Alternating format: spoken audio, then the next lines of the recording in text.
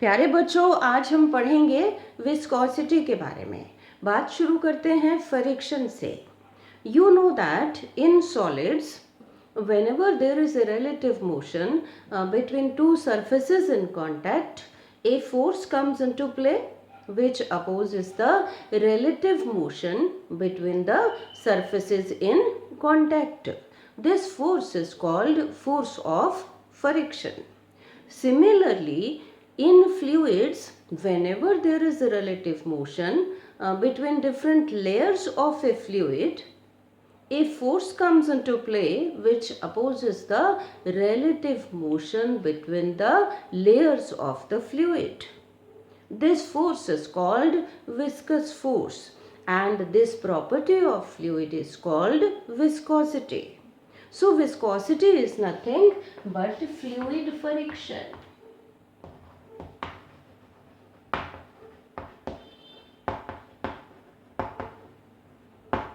चलिए इसको समझते हैं। मान लीजिए आप एक कंटेनर में एक लिक्विड लेते हैं, लिक्विड रेस्ट में है।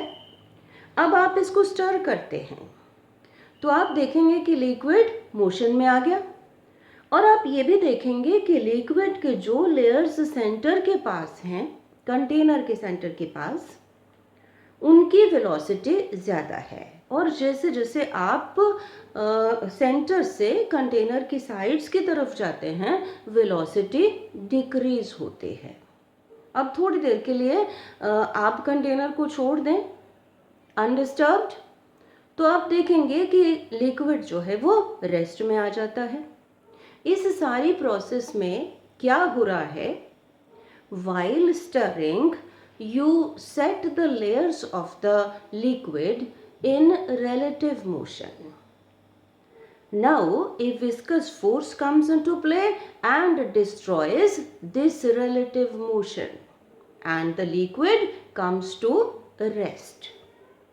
Similarly, अगर आप लिक्विड लेते हैं एक हॉरिजॉन्टल सरफेस पर, तो उस केस में भी ऐसा ही होता है। लिक्विड के जो लेयर्स फिक्स्ड सरफेस के लोअर सरफेस के कांटेक्ट में हैं, उन लेयर्स की वेलोसिटी कम है, और जैसे जैसे आप ऊपर की तरफ जाते हैं, लिक्विड लेयर्स की वेलोसिटी बढ़ती जाती है।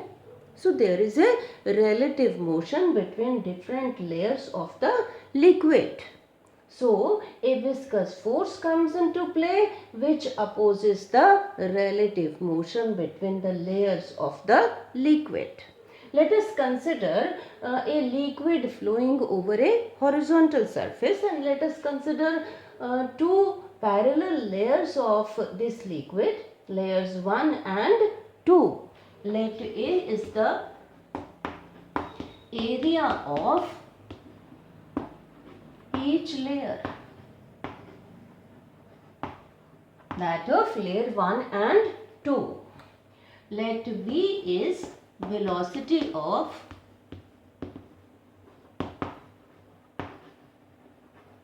layer 1, and V plus dV is velocity of layer 2.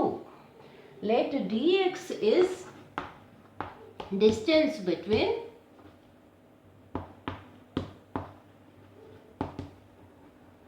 layers 1 and 2. Layer 1 is at a distance x from the fixed surface, and layer 2 is at a distance x plus dx from the fixed surface. It is found that viscous force F is directly proportional to A, area of the layer. It is directly proportional to dv over dx. This is velocity gradient.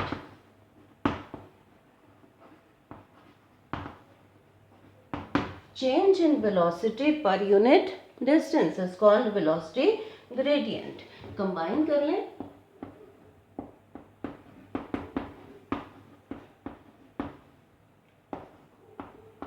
Proportionately sign को हटा करके coefficient of viscosity eta constant.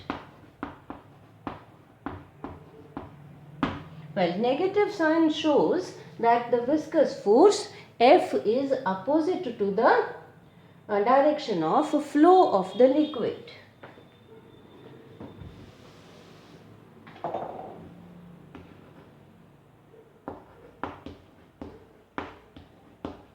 This is equal to minus F. अभी हमने कहा कि there is a relative motion between the different layers of the liquid. Then a viscous force comes into play and opposes the relative motion between the layers. It destroys the relative motion between the layers. Now, if the relative motion between the layers is to be maintained, then a force equal and opposite to viscous force F is required in the direction of flow of the liquid. That is, force minus F is required. Tangential force in the direction of flow. Let us define coefficient of viscosity in terms of this tangential force. Eta क्या है? Coefficient of viscosity. Eta को लिख लेते हैं. Eta is equal to minus F over A into dV over dx. Well, if A is equal to 1 unit, dV over dx equal to 1 unit, उस case में eta कितना आ जाएगा? Minus F. So coefficient of viscosity of a liquid is equal to tangential force required to maintain a unit velocity gradient between two parallel layers of the liquid, each having area 1 unit. चलिए अब define करते हैं coefficient of viscosity, unit of coefficient of viscosity in CGS system. In CGS, unit of eta is poise. After the name of the scientist, French scientist Poiseuille, Jean Poiseuille. He was working on blood pressure and he wanted to study the nature of flow of the blood. So after in his honor, the unit is poise. अब 1 poise कब होगा coefficient of viscosity? When F is equal to 1 dyne, A is equal to minus sign बता रहा है force की direction, किस direction में है. A is equal to 1 centimetre square, CGS system की बात कर रहे हैं. dV over dx, this is equal to V centimetre पर सेकेंड पर centimetre, which is equal to पर सेकेंड. तो in that case eta कितना हो जाएगा? And this is 1 dyne or this will be 1 poise. 1 poise कितना होगा? 1 poise is equal to 1 dyne over 1 centimeter square into 1 centimeter per second over per centimeter. So this will be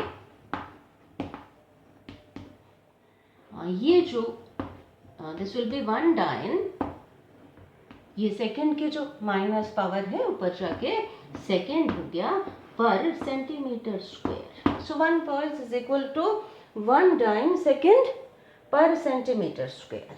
तो कैसे define करेंगे?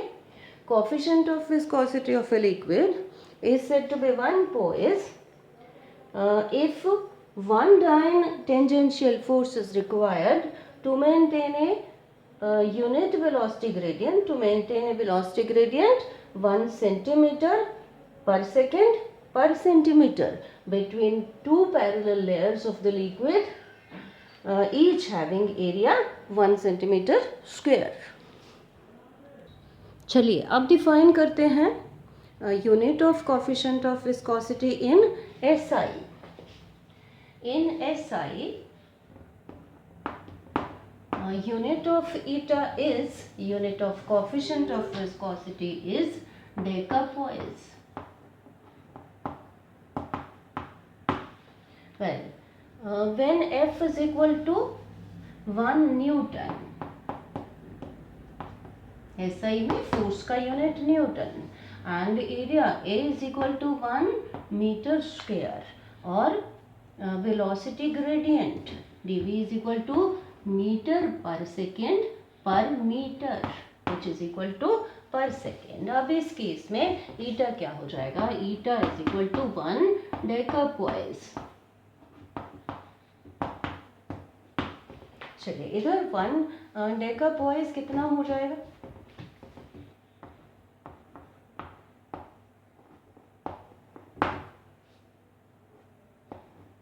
One decapoise equal to 1 Newton over 1 meter square into velocity gradient meter per second per meter. तो 1 decapoise is equal to 1 Newton per meter square, ये second with power -1 ऊपर जाके second हो जाएगा. 1 newton second per metre square. Newton per metre square होता है pascal,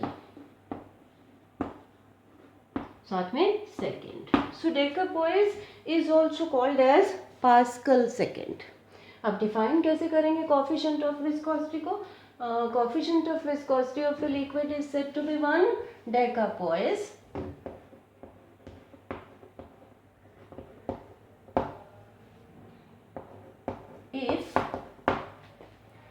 if 1 Newton, dyne के जगह आ जाएगा newton. If 1 Newton tangential force is required to maintain velocity gradient of 1 meter per second per meter between two parallel layers of liquid, each of area 1 meter square. तो इस तरीके से हम define करेंगे कोफिशिएंट ऑफ विस्कोसिटी डेकापोइस को SI units में. चलिए अब रिलेशन फाइंड आउट करते हैं between decapoise and poise. 1 decapoise is equal to this. अब 1 डेकापोइस को कन्वर्ट करते हैं SI यूनिट्स में. 1 newton is equal to 10 raise to power 5 dyne. Second उसी तरह से लिख लेंगे into second divided by metre को कन्वर्ट करेंगे सेंटीमीटर में. 1 metre is equal to 100 centimetre, इसका स्क्वायर. तो हमारे पास 1 डेकापोइस कितना आ जाएगा?